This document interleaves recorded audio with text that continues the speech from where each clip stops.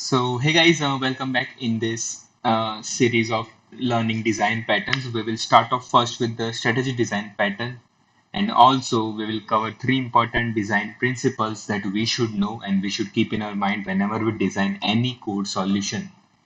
So let's get straight to the strategy design pattern. I will first start off with the definition. Strategy design pattern, it helps you create a family of algorithms. It encapsulates each algorithm and lets you interchangeably use the algorithm. Also, the clients which are using this strategy pattern can vary the algorithm as they find fit. So that's the definition, but we will look into the problem it solves. Also, we'll look at two solutions. First will be the basic with we'll figure out what the problem is, and then we will code our solver. We will go to the strategy design pattern and solve the problem. And then in the me in while going to the process of solving, we'll cover three important design principles, which I believe are the most important to code to design any code solution. So let's get let's first start off with the problem. So what problem are we looking at? So first of all, here is the basically our how our class diagram is currently coded up. So let's say you have coded an application where you have created one superclass, which is our duck class. It has three methods: walk, swim, and display. And there are two child class of this duck class. It extends them. So if you see that is mallard duck, uh, it it just in it is extending the display method. It is overriding the display method, and it is saying that I look like mallard duck, and then there is second redhead duck. When it is overriding the method display, it is saying like I look like a redhead duck. Now, if you see here, if you so we have two capabilities. Our duck has two capabilities. Quack, which means basically sound ability. Swim means the ability to swim for the duck. Now, whenever it inherits, mallard duck is inheriting from class duck. So this means mallard duck is also mallard duck can also swim, and it can also quack because it is inheriting the behavior. Uh, this is important. It is inheriting the behavior. And also similarly, redhead duck is also inheriting the behavior of quack, and it is also inheriting the behavior of swim. So by default, whenever a child class inherits from its parent class, it gets all the behaviors the parent class has. So this looks good. We are basically reducing our code basically code duplicacy because if we are not following this inheritance structure, we would have to write a quack method in mallard duck, and then we'll be repeating same implementation in redhead duck, and also we will be having swim method, and will be duplicating code at the both side. So this looks good. We are reusing methods quack and swim. But now let's see what is the problem here. So what we need to do as an engineer, or let's say you are thrown a problem statement. So this is the current design where you have implemented nicely quack and swim method. But now you need to, ducks should have the fly ability. Okay. So what's the problem here? So let's go to first what we can think of here. So adding up, let's say, so our requirement is we need to add fly method. So why can't I just go ahead and add a fly method here? This means that now my Mallard duck, which is inheriting from duck class, will get the fly method. And also my redhead duck, which is inheriting from duck superclass, will also get the fly behavior or fly ability. So this looks good, but now the main problem arises is, let's say there is a duck, a rubber duck, and which cannot fly. So this is a big problem because by default it is getting a behavior of flying, but it should not fly. So you are saying like, what's the big deal in it? What I will do is I will inherit, but let's say there is a rubber duck. I'm inheriting from the duck class, and I'm writing my fly method to don't fly. Now let's say there is another duck. A new duck comes in. Let's say it is plastic duck. Now plastic duck cannot quack like real duck. So again there is a problem that you are again, what's the problem? That it will override the method quack and say I cannot, I don't quack.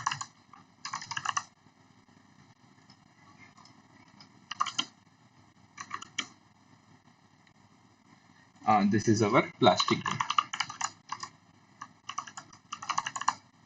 So here, what the by adding one change, let's say by adding one change in our duck superclass, we created a mess out of it. What mess we did? We gave all its child class by default the behavior of flying.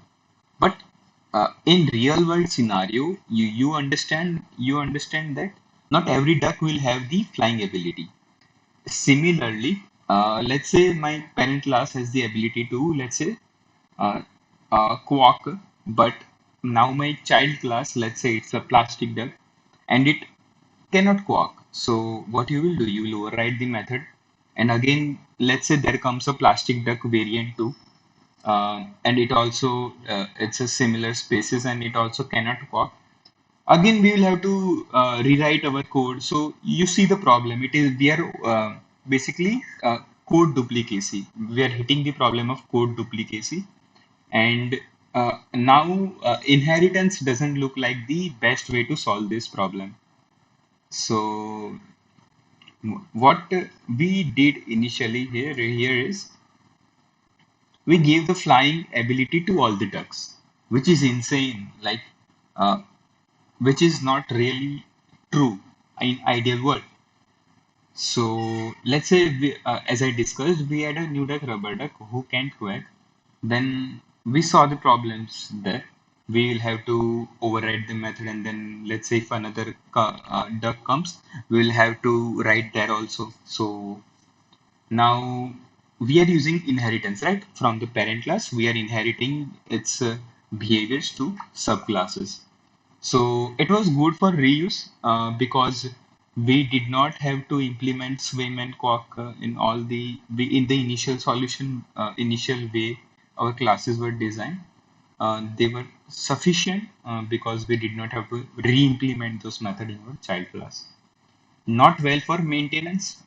We clearly saw it is not the appropriate way to handle the flying ability and also the previous quacking behavior. So we also discussed what if I just override the fly method in rubber duck. Uh, Here code duplicacy will increase. What if you add another duck who also cannot fly? So we discussed all these challenges. So with inheritance, we are facing problems. Currently, we are facing problems.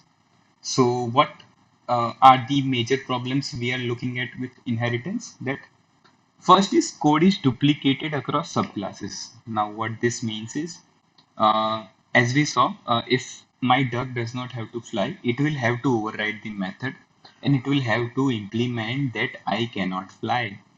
Similarly, if another duck comes in and it cannot fly, it will have to re-implement the same thing that I cannot fly. Similarly, if another duck comes who cannot quack, it will have to let's say I cannot quack, or let's say it quacks in Chinese sound, so it will implement those method. So that's the first problem. Second one is changes can unintentionally affect other ducks. Right? We saw this. Adding a fly method affected every child, every child class. Imagine this. This is insane. Adding one behavior to a superclass, it is causing update to all the child classes, which we as a developer, I did not expect this. So this is a huge problem. Third is runtime behavior changes are difficult. What I mean by this is, let's say you are writing a game application and you need these ducks as in a racing. They are racing against each other. So there are checkpoints in the race, and as you hit the checkpoint, you get a boost in your speed. So you need to implement this functionality. But how will you do that? Because we cannot change the behavior. Let's say behavior, I mean to say, it's speed here. I cannot change the speed of duck at runtime. Let's say I want to give there are three types of speed abilities: normal, fast, super fast. And whenever a duck hits the first checkpoint, I want to make it fast, and then another, then I want to make it super fast. So changing behavior, so let's say making a duck from flying to non-flying in runtime is very hard because during inheritance we are just implementing it concretely that this class will have only this feature. Now we will meet our first design principle, which is very important, guys. So it says that identify the aspects of your application that change and separate them from what stays the same. So this means that here, if you see uh, what was changing, so our behaviors were changing. So we'll come to that later. I will hide my face here for a second. So what this says is take what varies, what changes, and we encapsulate it. Flying behavior and quack behavior, we encapsulate it now so that it won't affect the rest of your code. Result, what's the result of this? Fewer unintended consequences from code changes and more flexibility in your systems. Right? We just saw that if we were using inheritance, where we were adding fly method, it was affecting our rest of our application code, which is not very good because we were having unintended consequences. So I will come back again and let's go to the let's apply first design principle. So we have a duck. We pull out what varies. What varies is fly behavior and quack behavior. So we pulled it out from duck. We have two behaviors now, fly behavior and quack behavior. So mm, now, before going further, we will look at our second design principle, which will help you understand strategy pattern and also while coding any application, we should keep this in mind while designing code solution. So we should always program to an interface, not an implementation. What I mean by this is, let's say we are program. Here are two examples. If you are programming to an implementation, let's say you have a dog class, dog d equals to new dog. You get a concrete class of dog. You get a concrete class of dog. and you do d dot bark. And now if you program to an interface, let's say there is a parent class of dog animal, dog is inheriting from it. So what programming to interfaces, we say animal, uh, basically we assign the super type animal, and in the concrete class we say new dog, and now we can generically say animal dot bark. Now what's the benefit of this is, you don't care what the uh, concrete implementation or who is barking. If my dog is barking, or let's say some animal, cheetah is barking, some lion is barking, some cat is barking, or not exactly barking, but yeah, they're making sound. So now as an developer, I don't care. Like I just know that animal class has a method, or it has a method available for us to call, that is bark. So now here you can make it one step further better by assigning animal at runtime. What this means is, you create a method get animal, which will get you an animal. Now as a developer, I don't know which animal it will get. It can be either dog, lion, cheetah, a tiger. And I just say a dot make sound, which is, I just know that, and this class, this interface, uh, which I'm dealing with, is implementing make sound method. So I don't care. I'm not basically coupled to what my, either it is a dog class, cat class, whatever class it is. Rather, I just know as an interface that this interface implements this method. So this will make our code much flexible and much less coupled to concrete implementations. So now we will use this. Uh, so this we discussed, right? We don't know the actual animal subtype is. We just know it implements the animal interface, and all we care about is that it knows how to make sound. So now let's implement the quack and duck behavior. So here, if you see, what we will do is, through our first design principle, it says that encapsulate what varies. Now, what varies was fly behavior and quack behavior. And through the second design principle, which says that we should program to an interface, means what we will do is, we will create a fly behavior interface. It will have a method of fly. Similarly, we will create a quack behavior interface, which will have a method quack. Now, I just know, while in the class, that I will be interacting with fly behavior interface that will have a method fly. Now, I don't know whether it is a rocket powered flying behavior, it is not flying behavior, or it is a fly with wings behavior. uh, any algorithm or any behavior, I just know that this interface implements that method. This we discussed that we should program to an interface, meaning program to a super type. Now let's see, look at the final picture of strategy design pattern. We'll be using it. So let's go into pieces by pieces. So this is what we discussed, right?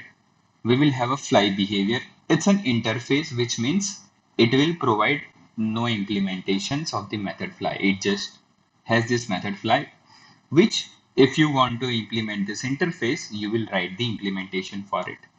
So we have fly with wings and fly no way, means this when it is overriding, when it is implementing the interface, it will implement the flying feature, and fly no way class, which means it cannot fly. It will do nothing, which means it can't fly. And let's say in future, if you come with another algorithm of flying beer, let's say rocket fire powered, it means it is flying in like very rapidly. You can create a new basically class of it, and that can implement that. Similarly, what was changing? Another changing was our quark behavior. So we are encapsulating it. Similarly, we encapsulated fly behavior. Now quark behavior, sorry here, this will be quark. So quark behavior will have a method quark. Similarly, here also our first class quark that will implement duck quacking. Similarly, there is another sound of ducks that is squeak. So here squeak sound will be produced by rubber ducky, and there is mute quack. So this will be this won't do anything, which means it won't make a sound. It won't make any quack sound. So you can see the benefit of this. Now, how will we use it, right? We saw here basically we did something like we will. So let's come back again to our client. Who was our client? Our duck superclass. So our duck superclass previously had methods of display, swim, walk, and fly. Now what we will do is we will introduce two new variables in the duck superclass: fly behavior and walk behavior. Rather than having a method for behavior, we will have a variables holding the power of behavior. So they will be of type interfaces. Uh, so if I zoom out of this,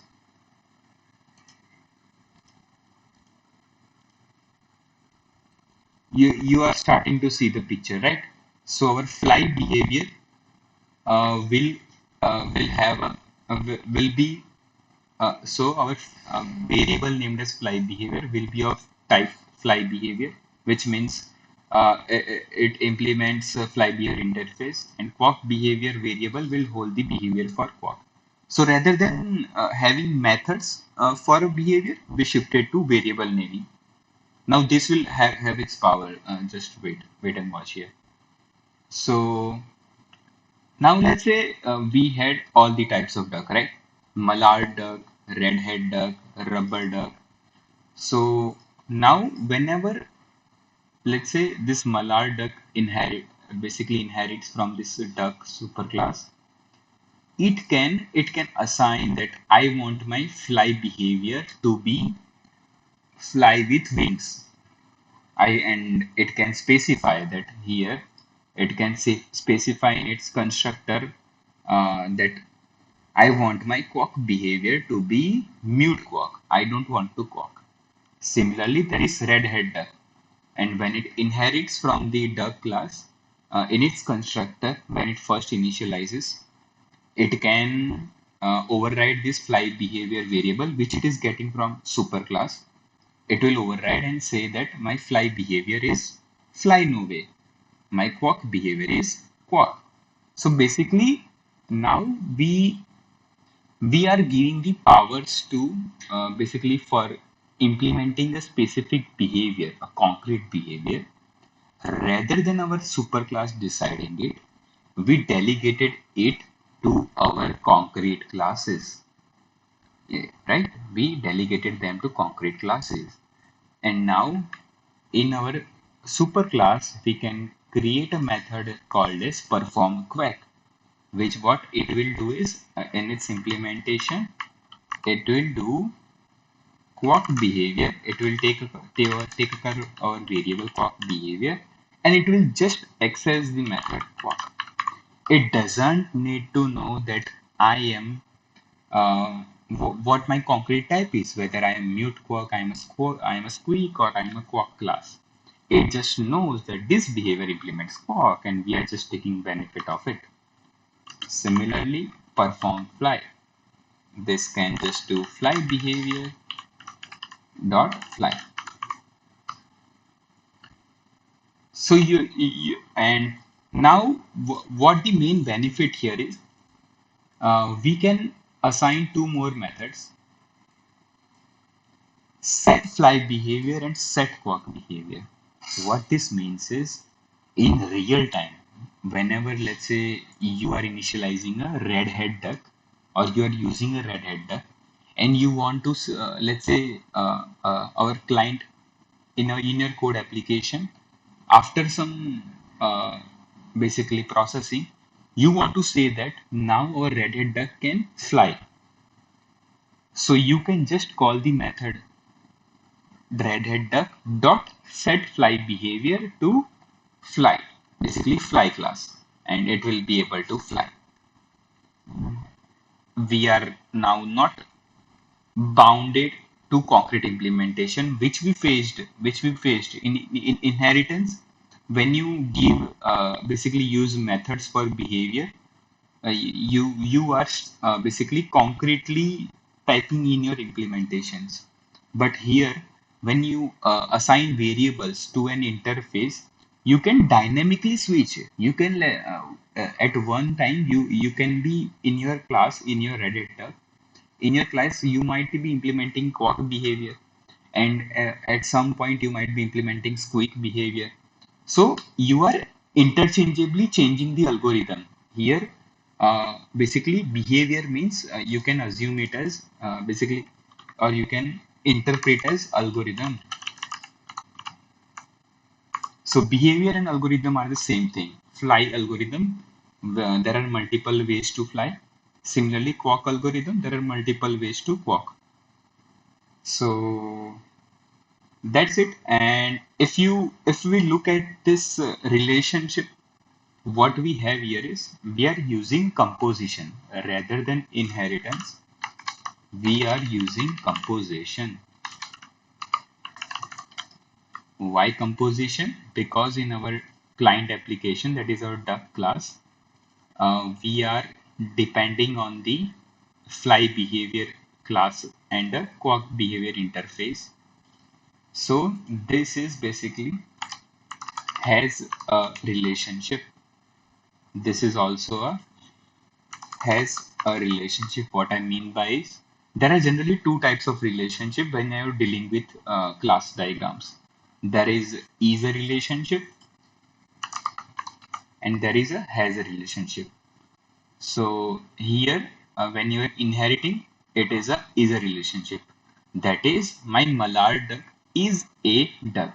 My redhead duck is a duck. My rubber duck is a duck. And when you're compositioning, that is, you has that is a has a relationship. My duck class has a fly behavior. My duck class has a quack behavior, which makes sense, right? My duck has a flying ability. My duck has a quacking ability. So now let's uh, jump back to basically implementation. So for implementation, I won't be. I have my pre-written code. Basically, I haven't wrote it, but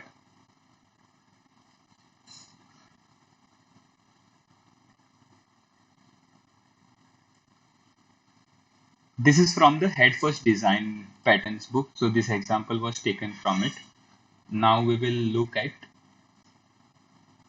how we can implement this. So we discussed let's go back to first our behaviors, right? So there was flying behavior. So in the fly behavior, we define an interface that it is my fly behavior, public interface fly behavior, and then it has a method fly, right? Then there was quack behavior, means an algorithm. Public interface, quack behavior, public void quack. Now let's look at concrete implementations of basically which are implementing this interface. So let's look at mute quack. So our mute quack class implements quack behavior interface, and when it implements an interface, it has to implement all the methods that are defined in the interface.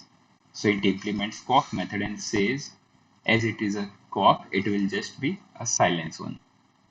Similarly, uh, there will be fake quark, means someone which is there is this is another concrete class which implements quark behavior and it will do something rubbish.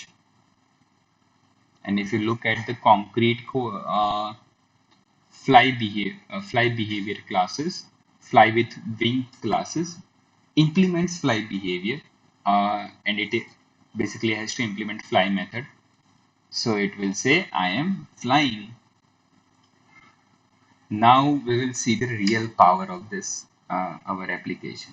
If you see our duck class, this is where all the magic happens.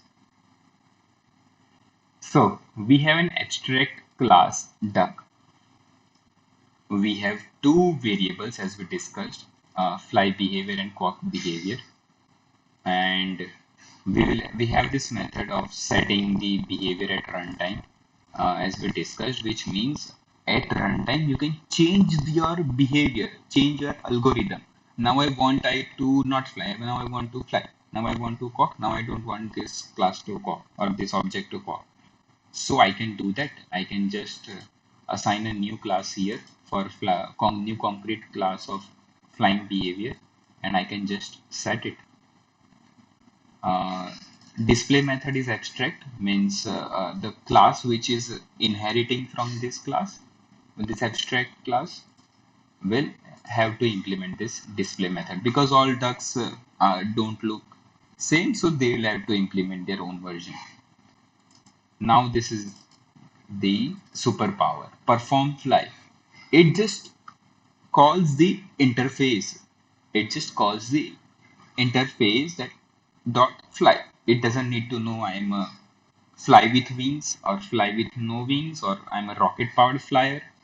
It don't care. It just knows that it implements a fly behavior. Similarly, perform quark will do quark sound, and this is just a swim method that all ducks float, even decoys. So obviously all ducks swim. Now let's run the code. What we will do is we will have a mallard duck. We'll create a mallard duck. Now where was this mallard duck? Here. So when we are basically inheriting from duck class, there was mallard duck, redhead duck. So if you look at the implementation of mallard duck here, we are in our constructor, we are setting the quark behavior that I want, that I know that this mallard duck will quark, that I know that this fly behavior will be he can fly with wings, and that's all. That's all. And then whenever whenever it will be called dot perform fly method, this method, it will just use this variable, basically the flying behavior it is holding, and it will just perform the fly method. And if you see the redhead duck behavior, here you can fly with wings and here you can walk. So that's all. Now if we will go here in our basically tester code, we are using a mallard duck. And now when we are do just perform cook or perform fly, it will do basically exactly what it does. Similarly, here also it performs fly using the interface via concrete interface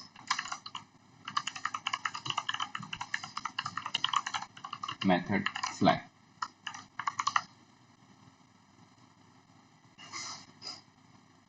And the second example is, let's say you have a model duck. If you look at the implementation, it also implements a concrete flying beer, also concrete class which is implementing core. And now if we go back here, it is performing fly now, but I want it to be a rocket power, which I discovered, which I said that you can change the behavior at runtime. This is not possible while you do inheritance. So now if you do perform fly, it will fly in a rocket basis. So if I save this, And if I run this, here you can see that when I first did quack, I'm quacking, and then I'm performing fly, I'm flying. Now our model duck obviously cannot fly. So if you do first time fly, I cannot fly.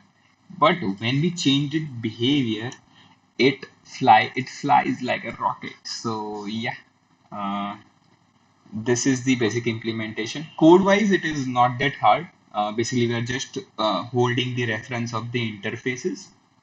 Uh, let's go back to the presentation and come basically look at our third design principle, which is also very important when we design, or we should consider when we are designing any coding solution or implement before implementation. So we should always it suggests us to favor composition over inheritance. Why? Because if you, while inheritance, if our superclass, basically our parent class, has a method of, let's say, flying, my child class also will get method flying, but it doesn't always has to be true that my child class will also be able to fly. So rather, what we do is we use composition, that I will have a fly algorithms here. I will have, and from the fly algorithms, I will select a particular one.